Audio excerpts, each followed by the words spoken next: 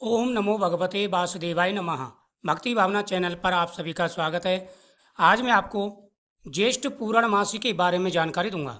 ज्येष्ठ पूर्णमासी के दिन किस प्रकार से आपको उपाय करने हैं, किस प्रकार से व्रत रखना है और कौन कौन सी राशियां हैं जो बहुत ही ज़्यादा भाग्यशाली और शुभ रहने वाली हैं। ज्येष्ठ मास का जो दिन होता है, ये एक एक दिन का बड़ा महत्व होता है। पूरा महीना ही भगवान विष्णु के लिए समर्पित है। भगवान सूर्यदेव की पूजा के लिए माना जाता है। भगवान सूर्यदेव और भगवान विष्णु की इस महीने में विशेष रूप से पूजा की जाती है।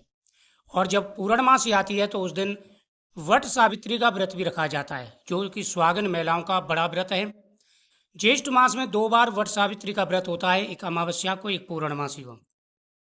पूर्णमासी का दिन सत्यनारायण भगवान को समर्पित है। भगवान विष्णु और माता लक्ष्मी की विशेष रूप से पूजा की जाती है।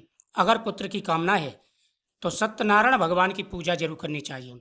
आपने कथा में सुना होगा कि 32 पूर्णमासी अगर नियमित रूप से पूजा की जाए और व्रत रखा जाए तो पुत्र की मनोकामना पूरी हो जाती है।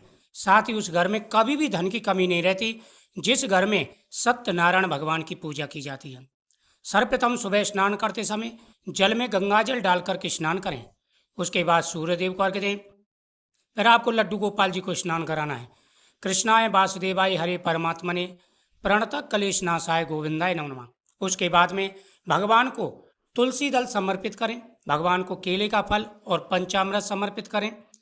भगवान के सामने चौमुखी दीपक जलाएं और सत्यनारायण भगवान की कथा का श्रवण करें। 5वां अध्याय पढ़ें।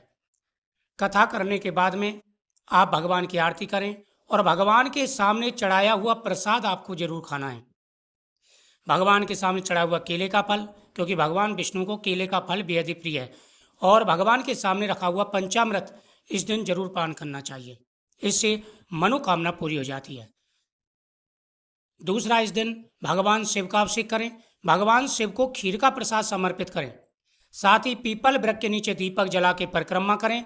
अगर आप ये उपाय करते हैं तो आपकी प्रत्येक मनोकामना अवश्य पूरी होगी। लेकिन भगवान के सामने जब आप उपाय कर रहे हो तो उस समय संकल्प जरूर करना है कि आप किस कामना के लिए भगवान की पूजा कर रहे हैं, पुत्र प्राप्ति के लिए या धन प्राप्ति के लिए। उसी प्रकार से संकल्प करना है। कई राशियां इस दिन बेहद ही भाग्यशाली रहने वाली हैं। इन राशि वालों का योग बहुत ही अच्छा है। जैसे मेष राशि है, बेहद ही भाग्यशाली रहने वाली है।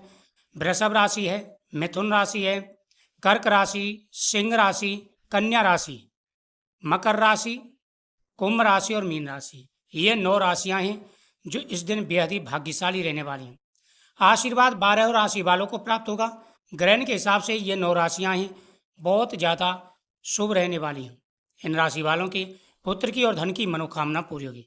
तो पूर्णमासी के दिन आप व्रत रखें, चाहे सादा पूजा करें, लेकिन भगवान के सामने चढ़ाया हुआ प्रसाद आपको जरूर खाना है। और इस दिन दान पुण्य भी करें, आपकी हर मनोकामना पूरी होगी।